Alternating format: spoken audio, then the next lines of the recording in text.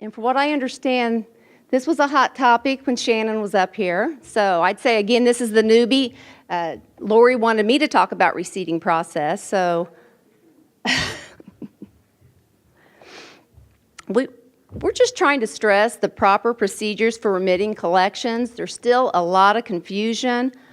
We are discussing basically the same PowerPoint presentation with the various departments. We met with the county recorders and tried to clarify the statutes somewhat. Based on their response, there are still counties that are not following the proper procedures, so we wanted to go over that again and explain to you what we're telling the various departments as well as our own staff. We actually put an article in our monthly newsletter to get them up on making sure we're all on the same page.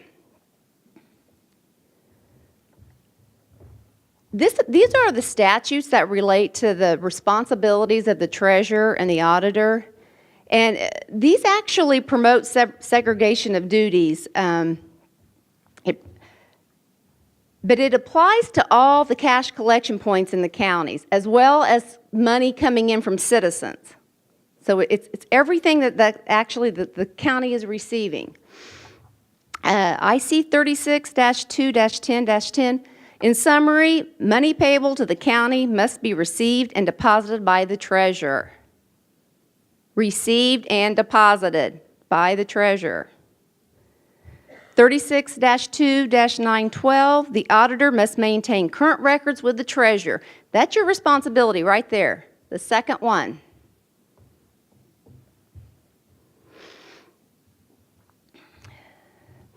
So, step one, we're going to just walk through and try to make it real simple what the statute says, and just walk you through the process that should be occurring.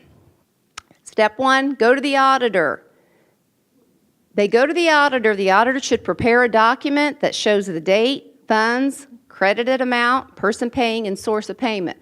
The one thing I do want to mention is Jay County and Randolph County. Are they Jay County's here? Randolph, they were awesome. Unfortunately for them, I live on the Jay County, Randolph County line, so I've been visiting them often. So this is actually discussions with the units. So the custody of, this is the biggest part to stress, if anything else. The custody of the collection does not transfer to the county until the treasurer receives it. So until the treasurer receives it and issues the receipt, the county has not officially received that money. We've heard many times, and I'm sure you've experienced it, where the departments that are remitting the money will come in, they'll drop their report of collections off with you, with their collections, and walk out the door because they don't have time to finish the process. And then that requires that you take the money over to the treasurer and finish the process. The problem is, if the health department brings you a report of collections that shows $500 and they give you money, you take those collections over to the treasurer, and if there's only $450, the department head is responsible for the $50.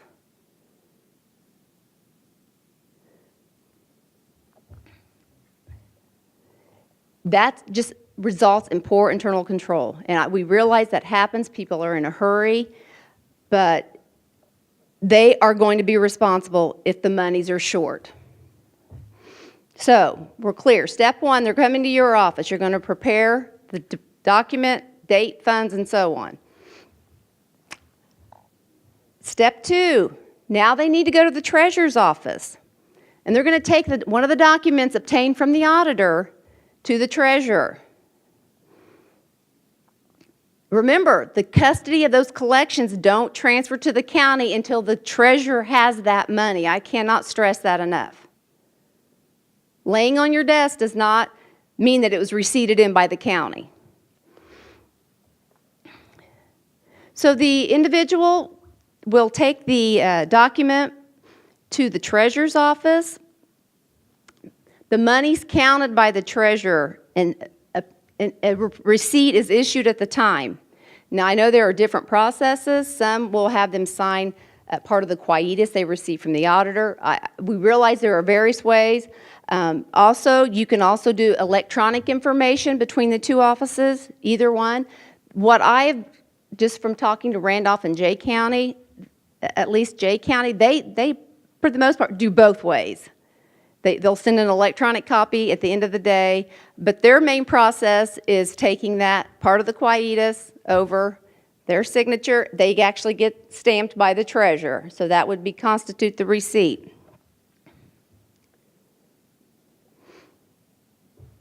Step 3, now we have to go back to the auditor. So a copy of the treasurer's receipt is returned to the auditor.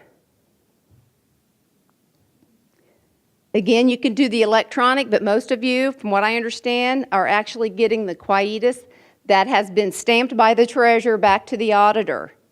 And it's my understanding then they receive another copy. The citizen or the department head will receive another copy of the quietus.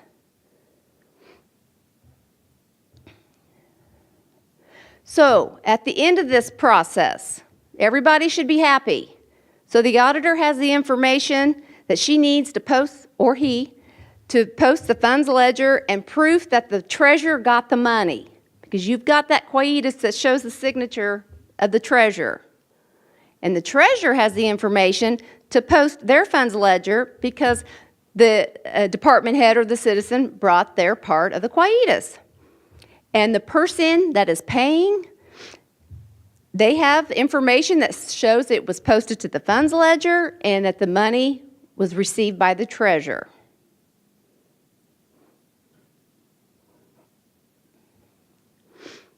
So what I wanted to do, just to wrap it up, to show exactly what the statutes say, I've been doing this 4 or 5 months, and I realize the statutes are never clear. I think I know it, and I don't, constantly losing, but this one is very clear. The treasurer shall issue a receipt to each person for whom the treasurer receives money. That's very clear. Again, I want to stress that custody does not transfer to the county until the treasurer gets the money to be deposited. The statute for the auditor states, quote, "The auditor shall keep an accurate account current with the county treasurer. Whenever a receipt is given by the treasurer for money paid to the county treasurer is deposited with the auditor shall." So if you notice, it says after a receipt is given by the treasurer. It's pretty clear in there. Once that money is given to the treasurer and there's a receipt issued, then this is what you do. File the treasurer's receipt. You can read that. Charge the treasurer with the amount of the treasurer's receipt and issue that last quietus to the individual.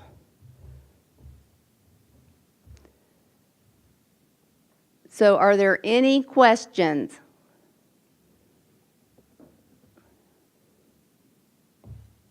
Yes. Lori. No, it's cash and checks and yes.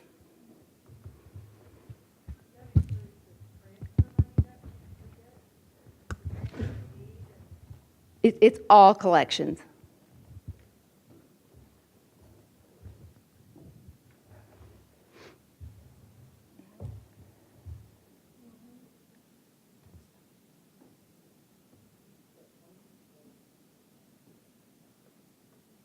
I can't believe you don't have any Right behind questions you. on this. So does that also include the collections that the auditors actually make themselves for the deeds and the sales disclosures? That may be what she was talking about. That does not. Okay. I mean, Well, they still have to. when you're collecting it, you're keeping it until you do a report of collections, and Right. you're in the place of the department, so it's a little bit different. But Same when concept, You though. issue a receipt, I hope, when someone pays for copies or MAP or whatever. You put that on your report of collections, and then you follow the same procedure Right. to get it recorded. It's just going to be between the two of you. Right. So all collections at the end require that same process. It's just that, yes, that you're just a different department in that aspect.